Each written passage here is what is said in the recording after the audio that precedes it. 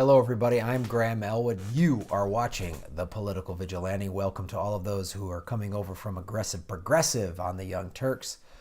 It's awesome to have you here. I got a little show, hoping to grow it. You can see I have about 1,000, 1,100 subscribers. The more people that subscribe, that helps YouTube puts the videos out, start making money from the ads. I can do more stuff, get more videos. I want to start interviewing people, take this to the next level, but this is where we're at for now. So I appreciate the support. Patreon is below. Giving money to me versus cable companies. When you give money to your cable company, you're supporting horrible corporate media like MSNBC and CNN and Fox and those other dicks. So I want to talk about an article that was in the Los Angeles Times that came out March 30th, written by W.J. Hennigan. Trump administration stops disclosing troop deployments in Iraq and Syria. So what this article focuses on, Trump is not saying how many people he's deploying to Iraq and Syria. Obama did this. That was Obama's, sort of fake liberal transparency. This is how many people, but it is important in that we do have the right to know how many of our men and women in the military are being sent over and being put in harm's way.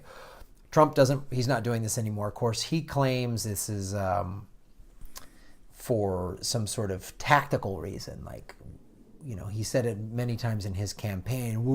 We make an announcement, we're sending troops here. We're not going to do that anymore. It's going to be covert. We're going to show up. But that's not what this is. This is hiding. This is more of the sanitization or sanitizing. Yeah, sorry, it's late. It's more sanitizing of what war is. And we don't want to know how awful it is and how many people are being sent over there. And we're still fighting in Iraq and Syria. Now we're in Syria. Now we're in Yemen. Now, like, where are we not fighting? That's the question of the Middle East. And not disclosing the number of people we're sending over there is great, because then it just keeps it more vague for America. And America can get all bent out of shape over Russia or Tom Brady's uniform or whatever other bullshit they're trying to distract us with. What celebrity is dating what, or the Oscars or whatever nonsense. This is why they don't want us to do this, because I'm going to go into the article on what's actually happening and who's being deployed where.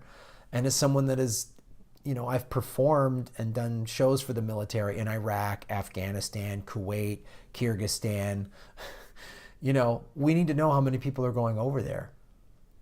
If you're joining the military or are in the military currently, wouldn't you want to know how many of your peeps are going into these places? And now Trump is kind of ramping up the war. He wants to cut funding and he wants to spend more on military. Well, this is great. And this is for him and his whole thing is military spending. That's what the Russia thing is all about too, by the way. If we are in this new Cold War with Russia because they rigged our election or whatever, then that's great for military spending. Oh, Putin's a loose cannon, so we got to spend money on arms and all this stuff. That feeds, and there's plenty of people in the Democratic Party that this is good for. They like it.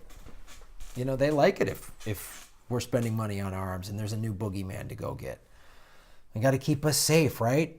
So here's what's been going on. Earlier this month, the Pentagon quietly dispatched 400 Marines to northern Syria to operate artillery in support of Syrian militias that are cooperating in the fight against the Islamic State, according to U.S. officials. That was the first use of U.S. Marines in that country since its long civil war began. In Iraq, nearly 300 Army paratroopers were deployed recently to help the Iraqi military in their 6-month assault on the city of Mosul, according to U.S. officials. Mosul is also where we did an airstrike and killed almost 200 people, 200 civilians recently, like in the last week. So that's us helping more in the Middle East. Neither of these deployments was announced once they had been made, a departure from the practice of the Obama administration, which announced nearly all conventional force deployments. And again, this is his tactical surprise, but the move deprives the public of information it has a right to know about the wars in which the U.S. is engaging, said Ned Price, National Security Council spokesman under Obama. It's truly shocking that the current administration furtively deploys troops without public debate or describing their larger strategy. Yeah, we're not even at the debate stage. Congress doesn't vote on whether we go to war anymore. We just start sending people over there. I mean, this is like in Vietnam, we kept sending over advisors. And, Obama pulled us out of Iraq in the end of 2011, and now we keep sending little 400 here and 300 there, and we'll be back up to 10, 20,000 people by the end of Trump's 4 years, for sure. You watch, there's going to be some attack or some crisis, and that's when we're going to have to rally everybody up. I wouldn't be surprised if they start a draft with this guy. The deployment of Marines to Syria was confirmed for the first time publicly this week by General Joseph Votel, the top commander in the Middle East, in response to a question at a congressional hearing from a member of the House Armed Services Committee who asked whether there were additional Americans inside the country. They have deployed, Votel said, adding there will likely be more troops headed for deployment. Oh. Okay. Like, these hearings, just honestly, these oversight committees and hearings, do they do anything? Is there anybody in there that even gives a shit? It's the thing I've been talking about, and Jimmy Dore's been talking about it, and other people have been talking about it. It's why we have to start voting in actual progressives, people that are anti-war, people that want to help the working people. Because why are we doing all this? Half of this country is in poverty. When I was on Aggressive Progressive, that story, what's going on in Flint, people are still having severe medical issues. That guy that was interviewed with neurological damage, why are we doing, and we're just creating more refugees that we then don't want to take in anyway. So we just go blow places up, create a bunch of goddamn refugees, and then we don't want to help them out? And then what are we doing? Just airdrop cheeseburgers on them? I mean, give them Pop-Tarts? It's like, it's preposterous. So this whole, it's unbelievable. And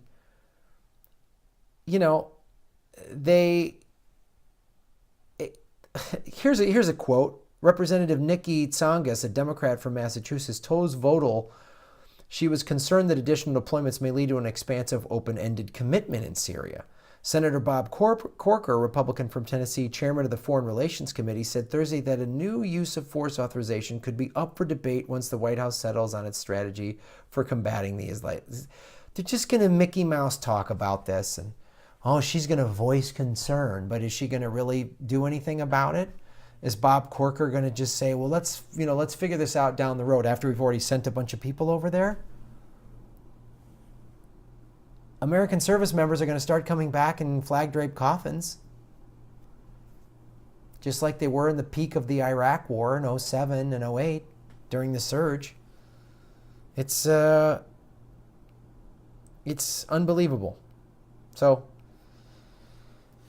read the whole article below and support the show so I can do more stories like this and find out what's really going on.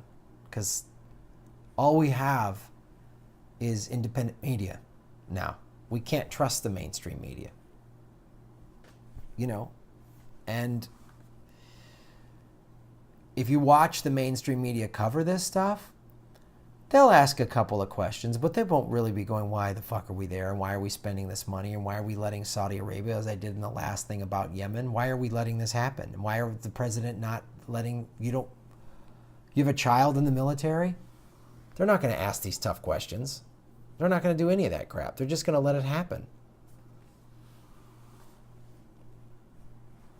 So we got to make it happen. We got to pay attention. We got to see what the truth is. And we got to hold these assholes accountable. And if it means voting out old, fake, liberal Democrats, corporate war machine Democrats, then vote them the fuck out, man. Send them packing. You'll see some goddamn change real quick. Thanks for watching.